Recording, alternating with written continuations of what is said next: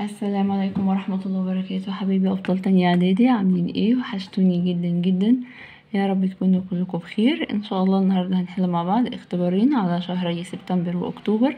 وقبل ما نبتدي نعمل لايك للفيديو، شير والاشتراك في القناة ونفعل زر الجرس للكل عشان يوصلكم كل جديد بأمر الله. نسمي الله ونصلي على الرسول. اللهم صل وسلم وبارك على سيدنا محمد وعلى آله وصحبه أجمعين.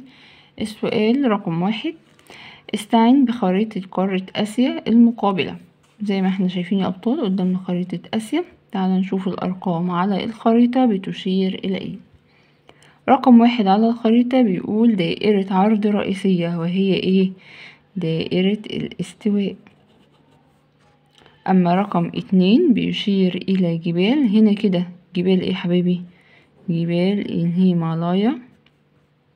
3 من أهم الدول المنتجة للكروم. 3 هنا كده دولة ايه؟ وهي من أهم الدول المنتجة للكروم هي دولة الهند. أما رقم 4 هي أولى دول القارة إنتاجا للبترول. رقم 4 الخريطة مكانها ايه؟ دولة السعودية. ولو أنا مش عارفة إن دي دولة السعودية، هو سهلها لي وقال لي إن هي أولى دول القارة إنتاجا للبترول، يبقى دولة السعودية. مما تفسر اهتمام سكان بلاد العراق القديم ببناء الذاكورات. ليه سكان بلاد العراق القديم كانوا مهتمين ان هم يبنوا الذاكورات؟ لإقامة الشعائر الدينية. 2 تتويج الملك. 3 تكون مكانا لتلقي العلم. بما تفسر قيام عديد من الموانئ الطبيعية في أوروبا. هقول يا حبايبي لأن سواحلها تتميز بإيه؟ بكثرة التعريج. لأن سواحلها تتميز بكثرة التعريج. بما تفسر أهمية سد مأرب. أهمية سد مأرب، هقول إيه يا أبطال؟ لأنه يعد من أعظم الإنجازات الهندسية في العالم القديم، كمان ساهم في ري مساحات واسعة من الأراضي الزراعية. بما تفسر استقرار السكان فوق المرتفعات ببلاد اليمن القديم. ليه السكان استقروا فوق مرتفعات بلاد اليمن؟ هقول بسبب ايه؟ اعتدال المناخ.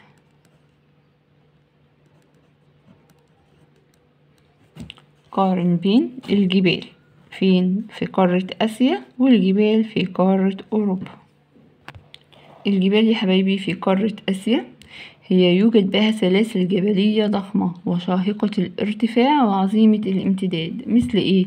مثل جبال الهيمالايا، وهي بتعد أعلى وأضخم الجبال السلاسل الجبلية في العالم. يبقى أول حاجة مثل جبال الهيمالايا، وهي كمان بتعد أعلى وأضخم السلاسل الجبلية في العالم. كمان بتوجد في قارة آسيا أعلى قمة جبلية بالعالم، وهي قمة ايه؟ قمة إيفرست، ويبلغ ارتفاعها 8848 متر. أما يا أبطال الجبال في قارة أوروبا بتمتد بها العديد من السلاسل الجبلية، زي سلسلة جبال الألب، وهي بتأخذ عدة مسميات بتختلف من دولة لأخرى.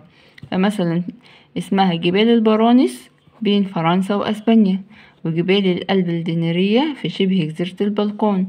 كمان بيوجد بها قمة مون بلان، وهي أعلى قمة جبلية بالقارة، بيزيد ارتفاعها عن 4800 متر. اكتب مقترحا لتحقيق التنمية المستدامة لمياه نهر النيل. سوري يا أبطال، احنا في السؤال رقم 2، اختر الإجابة الصحيحة من ما بين القوسين. أكبر دول قارة أوروبا في إنتاج الحديد هي دولة مين؟ هي دولة ايه يا أبطال؟ أكبر دول قارة أوروبا في إنتاج الحديد دولة مين؟ روسيا. أما أقدم حضارات بلاد اليمن القديم، أقدم حضارات بلاد اليمن القديم هي حضارة إيه؟ حضارة ماين. من أشهر ملوك الحضارة الأكادية. الأكادية يبقى الملك مين؟ سرجون الأول. دلل اهتم سكان بلاد العراق القديم بإقامة علاقات تجارية واسعة مع الحضارات المجاورة. أقول يا أبطال إيه؟ حيث اهتم سكان بلاد العراق القديم بإقامة علاقات تجارية واسعة مع مين؟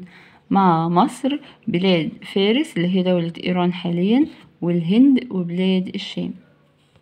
دلل لمعدن النيكل أهمية اقتصادية. ايه هي الأهمية الاقتصادية لمعدن النيكل؟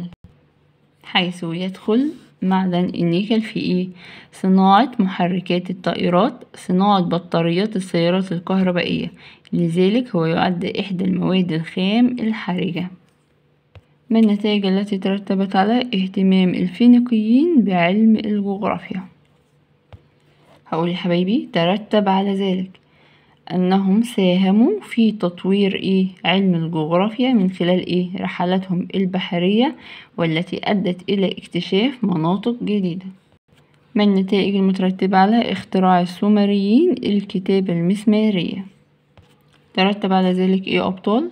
رقم 1 تدوين الأحداث ونقلها عبر الأجيال. 2 ترك العراقيون القدماء إرثا أدبيا متنوعا من الأساطير والقصص والشعر.